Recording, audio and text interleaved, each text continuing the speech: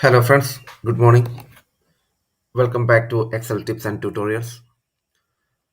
Today actually we are going to see how we can see the difference between two particular years, okay? So in this case we will be learning how to find out the age of a person if the date of birth is given. So let's see how we can do it, and we are going to do it with a simple function known as DateDif, okay? That's the name of the function, and the syntax is simple. So let's see how we can get through it. So I'll show you a simple example here. Like we have a table which has name, date of birth, age.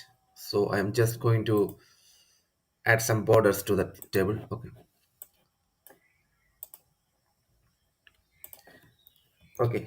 So here the column for age is blank. So we need to find out the age rather than calculating it manually.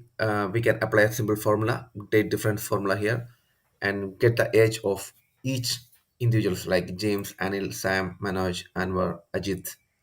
So we are going to get the age of these persons.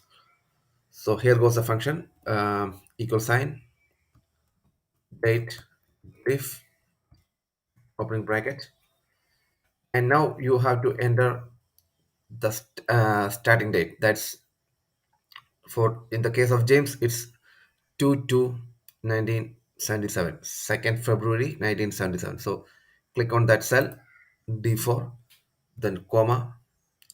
Then now we have entered the first starting year. Now we have to enter the ending year. Here the ending year is the current date today. We have to if we want to calculate the age, the current date will be the ending date.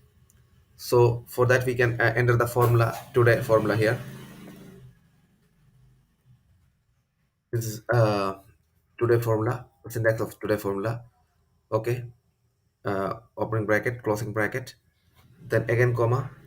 So here we want to find the age or number of years between these two years, the number of years between the starting and the ending date.